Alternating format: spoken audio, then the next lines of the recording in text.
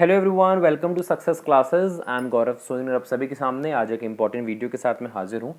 And this important video is regarding most important MCQs on research aptitude for NET JRF October 2021। कुछ मैं important MCQs लेके आया हूँ जो कि रिसर्च एप्टीट्यूड में इम्पॉर्टेंट हैं और आगे जा कर के एग्ज़ाम में पूछे जा सकते हैं। तो आप उनको आंसर करने की कोशिश करिएगा और डेफिनेटली आप कुछ ना कुछ नया सीखोगे, इसलिए एंड तक इस वीडियो को जरूर देखिएगा। Before getting into this, I would like you to subscribe my YouTube channel success classes and hit the bell icon for latest updates. You can also visit our website, that is researchphd.in, in which you will find daily quizzes on paper 1 and paper 2 commerce and management. And you can also follow us on Facebook and Telegram. The link of Facebook page, Telegram channel is given in the description box.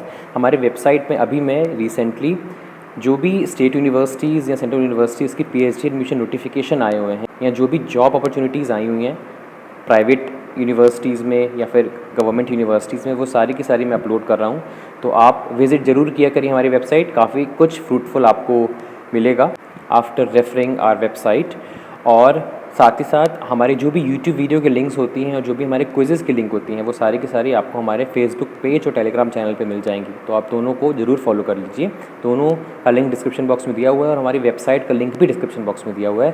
साथ ही साथ मैंने बहुत सी playlist का link description box में दिया हुआ है, जैसे कि पीएचडी रिसर्च पेपर एमफिल। ये बहुत ही अच्छी प्लेलिस्ट है और हर एक रिसर्च स्कॉलर को ये प्लेलिस्ट देखनी चाहिए, क्योंकि काफ़ी फ्रूटफुल वीडियोस मैंने डाले हुए हैं। आप ही की जो क्वेरीज आती हैं उसको ध्यान में रख करके मैंने वीडियोस बनाए हैं, तो आप ज़रूर देखिएगा इस प्लेलिस्ट को, काफ़ी हेल्प मिलने वाली है अगर आप पीएचडी कर रहे हो या आगे जा कर के पीएचडी करना चाहते हो। तो अगर आप नेट जेआरएफ सेट या पीएचडी एनएस एग्ज़ाम की तैयारी कर रहे हैं तो रिसर्च एप्टीट्यूड एंड स्टैटिस्टिक्स वाली प्लेलिस्ट बहुत इंपॉर्टेंट है, आप उनको रेफ़र करिए। पूरा complete research aptitude and statistics मैंने कवर करवाया हुआ है और हर एक वीडियोज़ ट्रिक बेस्ड हैं, बहुत ही ईजी और बहुत ही क्रिस्टल क्लियर तरीके से मैंने कॉन्सेप्ट को समझाया हुआ है, जो कि आपको लॉन्ग टर्म रिटेन करने में मदद करेगा। तो आप रेफ़र कर सकते हैं रिसर्च एप्टीट्यूड एंड स्टैटिस्टिक्स वाली प्लेलिस्ट। और expected multiple choice questions of paper 1 के ऊपर भी मैंने एक प्लेलिस्ट बनाई हुई है, जिसमें मैंने एक्सपेक्टेड मल्टीपल चॉइस क्वेश्चंस डाले हैं पेपर 1 के, जैसे कि people environment, communication, higher education system. Previous year questions तो कर करके हम थक चुके हैं, but expected multiple choice questions हमको हमारी एक्चुअल परफॉर्मेंस बताते हैं। तो आप उनको भी रेफ़र करिए और अपना स्कोर लिखिए कमेंट सेक्शन में कि आपको कितना स्कोर मिला है। अगर आप पेपर 1 एंड पेपर 2 कॉमर्स की तैयारी कर रहे हैं तो नवदीप कौर मैम अनअकैडमी पे complete paper 1 and paper 2 commerce करवा रही हैं। आप डेफिनेटली उनको ज्वाइन करिए फॉर बेस्ट रिजल्ट्स। और डेली 10 PM अनअकैडमी पे नवदीप कौर मैम की स्पेशल क्लासेस होती हैं, आप उनको भी देखिए, बिकॉज काफ़ी कुछ नॉलेजेबल आपको मिलेगा after watching the classes of Navdeep Kaur ma'am. And you can also subscribe Nav classes YouTube channel, because daily basis पे नॉलेजेबल कंटेंट आता रहता है नव क्लासेस यूट्यूब चैनल पे, जो कि आपकी नॉलेज को और एनहांस करेगा। और अगर आप सब्सक्रिप्शन लेना चाहते हो तो कोड यूज़ करिए नव क्लासेस, जो कि आपको आपकी स्क्रीन पे दिख रहा है। हमारा एक और यूट्यूब चैनल है एड इंडिया, आप उसको भी सब्सक्राइब कर सकते हैं, लिंक डिस्क्रिप्शन बॉक्स में दिया हुआ है। अगर आप कॉमर्स या मैनेजमेंट से नेट जेआरएफ या फिर पीएचडी एंट्रेंस एग्जाम दे रहे हैं, बहुत इंपॉर्टेंट और फ्रूटफुल वीडियोस में डालता रहता हूं। बहुत ईजी एंड कंसाइज तरीके से हम कोशिश करते हैं कि आपको नॉलेज इंपार्ट कर सकें। हमारा टेलीग्राम चैनल भी है ed India for NET JRF, जिसका लिंक डिस्क्रिप्शन बॉक्स में दिया हुआ है, आप उसको भी ज्वाइन कर सकते हैं फॉर रेगुलर अपडेट्स। चलिए आ जाते हैं अपने मेन कंटेंट की तरफ। ये कुछ मोस्ट इम्पॉर्टेंट एमसीक्यूज़ हैं रिसर्च एप्टीट्यूड के, और ये बहुत इंपॉर्टेंट है उनके लिए जो नेट जेआरएफ अक्टूबर 2021 की तैयारी कर रहे हैं। और ये जो क्वेश्चंस हैं मैंने नवदीप मैम की पेपर 1 क्वेश्चन बैंक बुक से लिए हैं, तो आप उस बुक को परचेज़ कर सकते हैं, लिंक डिस्क्रिप्शन बॉक्स में दिया हुआ है अगर आप अपनी प्रिपरेशन और बेटर करना चाहते हैं तो। So first question is statement 1, every research institute has to enforce research ethics in order to ensure credibility and meaningfulness of human inquiry। ये फर्स्ट स्टेटमेंट है। और सेकेंड स्टेटमेंट है ICT and its use in research has abated ethical lapses in the conduct of research wherever it has been put in place।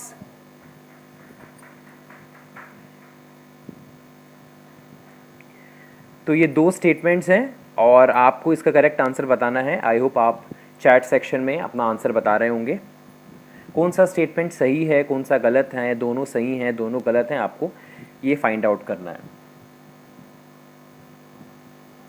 मैं हिंदी में translate नहीं कर रहा हूँ क्योंकि हिंदी में ट्रांसलेट करने से कई बार आंसर पता चल जाता है, तो आप थोड़ा ब्रेनस्टॉर्मिंग करिए और बताइए कि इसका सही आंसर क्या होगा।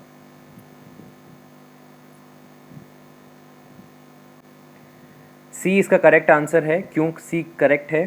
Statement 1 is correct but statement 2 is incorrect. Statement 1 बिल्कुल करेक्ट है, बिकॉज क्या बोल रहा है statement 1, every research institute has to enforce research ethics. हर एक रिसर्च इंस्टीट्यूट को रिसर्च एथिक्स फॉलो करने पड़ते हैं in order to ensure credibility and meaningfulness of human inquiry, अगर वो अपनी रिसर्च को और क्रेडिबल और मीनिंगफुल बनाना चाहते हैं तो। स्टेटमेंट 2 क्या बोल रहा है? ICT, information and communication technology and its use in research has abetted, abetted मतलब होता है encourage ethical lapses in the conduct of research wherever it has been put in place. मतलब अगर आप ICT का यूज़ करते हो अपनी रिसर्च में तो इससे एथिकल लैप्सेज एनकरेज होते हैं। ये तो बिल्कुल गलत है। ICT को यूज़ करके हमारा रिसर्च और बेटर हो जाता है, हम बेटर तरीके से रिसर्च कर पाते हैं। Is it clear? हम डाटा एनालिसिस बेटर तरीके से कर पाते हैं बिकॉज ICT बहुत सी टूल्स बताता है, क्वालिटेटिव एंड क्वांटिटेटिव टूल्स, जिससे हम डाटा एनालिसिस कर सकते हैं, डाटा कलेक्ट भी कर सकते हैं with the help of information and communication technology. Is it clear? इसे क्वेश्चन वगैरह अपन बनाते हैं तो स्टेटमेंट 2 इज़ इनकरेक्ट बिकॉज यहाँ पे एथिकल लैप्सेस आ गया है, हम एथिकल लैप्स को एनकरेज नहीं करते ICT की मदद से। So third is absolutely correct. Next question, assertion reason है। असर्शन रीज़न किस तरीके से आपको सॉल्व करना है? जो भी रीज़न दिया है पहले आपको उसको पढ़ना है और आपको ये बताना है कि क्या ये रीज़न सही है, क्या ये रीज़न जस्टिफाई कर पा रहा है असर्शन को, और उसके अकॉर्डिंगली आपको जो है करेक्ट आंसर चुनना है। क्या बोल रहा है assertion? The purpose of research is also to revisit the situation in a bit to ensure needed amelioration and improvement. Reason बोल रहा है action research is a format of research which is basically directed at bettering the situation. You have to tell me whether the assertion and reason are correct or the reason is the correct explanation of the assertion or not. तो आपके सामने 4 options हैं, आपको सही चुनना है और chat में मुझे बताना है।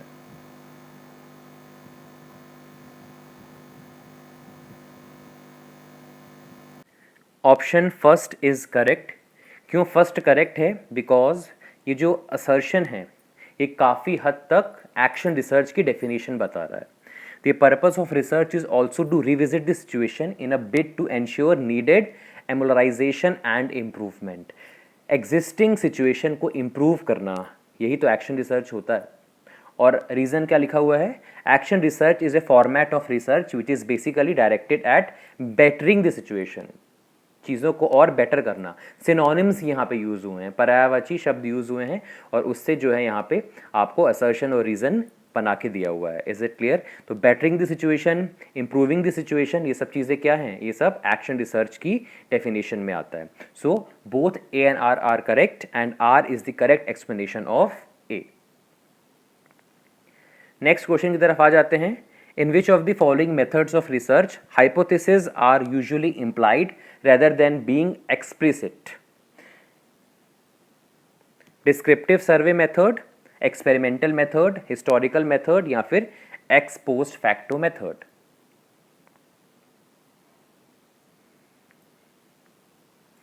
किस रिसर्च में हाइपोथेसिस जो होता है वो इम्प्लाइड होता है, एक्सप्लिसिट नहीं होता?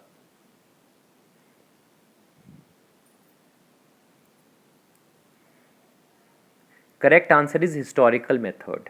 चाहे डिस्क्रिप्टिव हो, चाहे एक्सपेरिमेंटल हो, चाहे एक्स पोस्ट फैक्टो है, सब की सब रिसर्च में जो हाइपोथेसिस होता है वो एक्सप्लिसिट होता है। पर हिस्टोरिकल में अगर आप बनाना चाहते हो तो हाइपोथेसिस बना सकते हो, अगर आप नहीं बनाना चाहते तो आप नहीं भी बनाओ तो भी चलेगा। I am talking about historical method. I am talking about अगर हम रिसर्च कर रहे हैं पास्ट इवेंट्स की, राइट, तो वो होता है हिस्टोरिकल रिसर्च। और हिस्टोरिकल मेथड में जो हाइपोथेसिस होता है वो इम्प्लाइड होता है because there is no such boundation to make hypothesis. But in descriptive, experimental and ex post facto आपको एक्सप्लिसिट तरीके से हाइपोथेसिस बनाना है।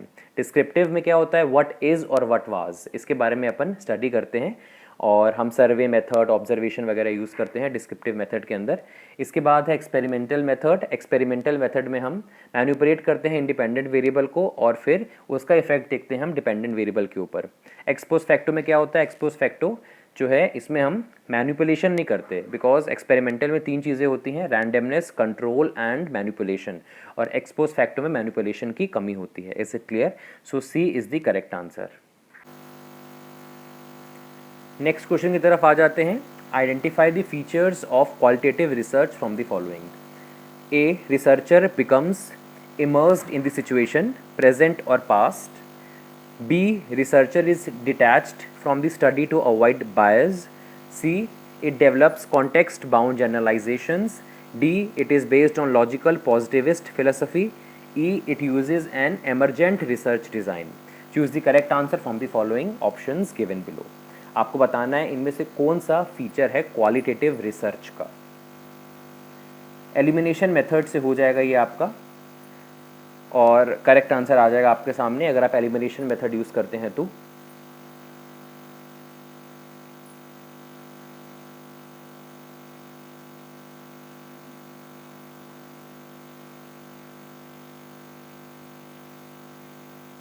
आई होप आपका आंसर आ गया होगा चैट में। इसमें A, C and E are the features of qualitative. सबसे पहली चीज़ तो यहाँ पे जो ये ऑप्शन बी है ये एक नेगेटिव स्टेटमेंट है। Researcher is detached from the study to avoid bias. चाहे क्वालिटेटिव हो चाहे क्वांटिटेटिव हो, किसी में ये नहीं बोला कि आप डिटैच हो जाते हो स्टडी से ताकि आप बायसनेस अवॉइड कर सको। ये तो कोई भी वैलिड स्टेटमेंट नहीं हुआ। सो बी इज़ कम्प्लीटली रॉन्ग। इससे ऑप्शन 1 और ऑप्शन 2 ये दोनों एलिमिनेट हो गए। फिर नेक्स्ट पे आ जाते हैं लॉजिकल पॉजिटिविस्ट फिलोसफी। जो पॉजिटिविस्ट होते हैं, जो पॉजिटिविज्म को फॉलो करते हैं, वो हमेशा क्वांटिटेटिव होते हैं। ये क्वांटिटेटिव रिसर्च का फीचर है। Is it clear? So D is also eliminated. D eliminate हो गया यहाँ से, तो ऑप्शन बचा A, C and E. A, researcher becomes immerse in the situation, present और पास्ट, बिल्कुल सही। उसके बाद C, it develops context bound generalisation. Context मतलब होता है संदर्भ, राइट? संदर्भ जो है ये क्वालिटेटिव में आ जाता है। कॉन्टेक्स्ट वगैरह ये सब चीज़ें, एसेज, ये सब किस में आते हैं, सब क्वालिटेटिव में आते हैं, sentences and all. So C is absolutely correct. E, it uses an emergent research design. आपको रिसर्च डिज़ाइन बनाना ही पड़ता है क्वालिटेटिव में। So E is also a feature of qualitative research. So A, C and E are the features. Next question. A university teacher wants to study the relationship between socio-economic status and achievement motivation of graduates enrolled for computer science. Which research method will be appropriate to use in this context? Experimental, ex post facto, descriptive या participant observation method? एक university teacher study करना चाहता है relationship between socio-economic status and achievement motivation of graduates, तो कौन सा research वो use करेगा?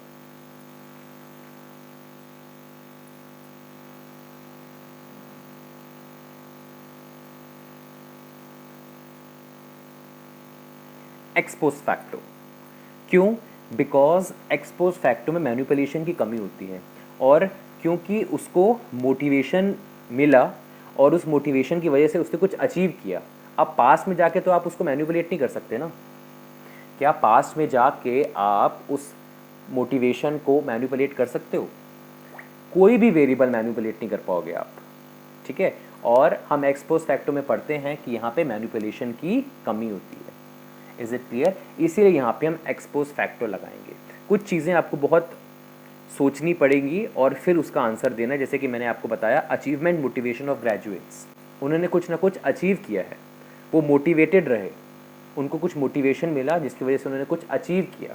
अब उस मोटिवेशन को आप पास्ट में जा करके मैनिपुलेट, चेंज नहीं कर सकते, राइट? ना ही सोशियो इकोनॉमिक स्टेटस को आप मैनिपुलेट कर सकते हो, क्योंकि आप मैनिपुलेशन नहीं कर सकते, मैनिपुलेशन की कमी है। इसके लिए करेक्ट आंसर हो गया एक्सपोस्ट फैक्टो। एक्सपेरिमेंटल नहीं है, हम इंडिपेंडेंट को मैनिपुलेट करते हैं और उसका इफेक्ट डिपेंडेंट पे देखते हैं। इसके बाद है डिस्क्रिप्टिव रिसर्च मेथड, जिसमें व्हाट इज़ और व्हाट वाज के बारे में रिसर्च करते हैं। एंड पार्टिसिपेंट ऑब्जर्वेशन मेथड में हम जो पार्टिसिपेंट होते हैं उसको ऑब्जर्व करते हैं, और ये एक तरीका है जिसकी मदद से आप रिसर्च कर सकते हो। Next and the last question, the research wherein the focus of concern is the exploration of applicability of theories to newly emerging practices and domains of knowledge is called practitioner research, theoretical research, situational research या second level research।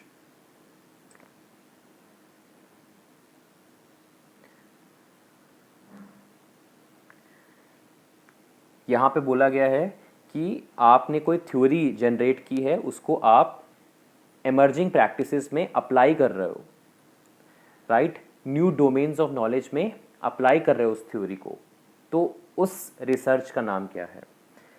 सबसे पहले तो मैं आपको ये जो 4 researches हैं इनके बारे में कुछ बताना चाहता हूँ ताकि आपको नॉलेज हो जाए इनके बारे में भी। First is practitioner research. इसमें क्या होता है, इसमें जो रिसर्च होती है वो परफॉर्म की जाती है इंडिविजुअल्स के द्वारा जो प्रैक्टिशनर भी हैं और रिसर्चर भी हैं, डुअल रोल है उनका।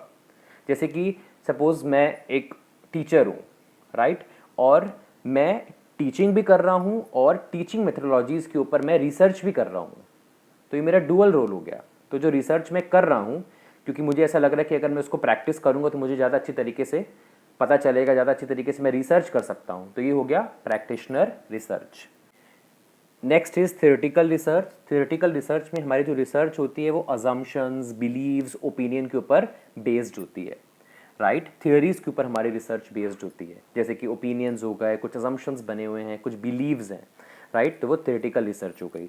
Next is situational research. Situational research जो होती है ये एनालाइज करती है internal and external factors in a business. क्या क्या एक बिजनेस के इंटरनल फैक्टर्स हैं, क्या क्या एक्सटर्नल फैक्टर्स हैं, ये सारी की सारी चीज़ें जो है ये हम सिचुएशनल रिसर्च में एनालाइज करते हैं। Fourth is second level research, और इसका करेक्ट आंसर भी सेकेंड लेवल रिसर्च ही है। फर्स्ट लेवल रिसर्च क्या होता है, फर्स्ट लेवल रिसर्च में हम जो है थ्योरीज को फॉर्म करते हैं, थ्योरीज को जनरेट करते हैं, वेयर सेकेंड लेवल रिसर्च में हम जो थ्योरीज हमने जनरेट की है उसको हम अप्लाई करते हैं, राइट, एमर्जिंग प्रैक्टिसेस में, डोमेन्स ऑफ नॉलेज में, इसलिए इसे अपन सेकेंड लेवल रिसर्च बोलते हैं। So these are the 4 kinds of research that I have told you. So this was the complete session on most important MCQs on research aptitude, which is very much relevant for NET JRF October 2021. I hope आपको ये video पसंद आई होगी, और अगर आप चाहते हैं कि ऐसे वीडियोस में और बनाऊं, मोस्ट इंपॉर्टेंट MCQs में और लाऊं, तो आप कमेंट में बताइएगा मुझे, जिससे मुझे पता चले कि आप लोग इस टॉपिक में इंटरेस्टेड हो या नहीं। Thank you so much for your valuable time. ऐसे इंपॉर्टेंट वीडियोस मैं लाता रहूँगा। कोई और क्वेरी है तो आप इस वीडियो के कमेंट सेक्शन में लिख सकते हैं, डेफिनेटली हम उसको कंसीडर करेंगे। And share this video to the maximum, जिससे ज़्यादा से ज़्यादा लोगों तक ये वीडियो पहुंच सके और उनको भी इस पर्टिकुलर टॉपिक के बारे में कंप्लीट नॉलेज हो जाए। मिलते हैं नेक्स्ट वीडियो में। Thank you so much. जय हिंद, जय भारत।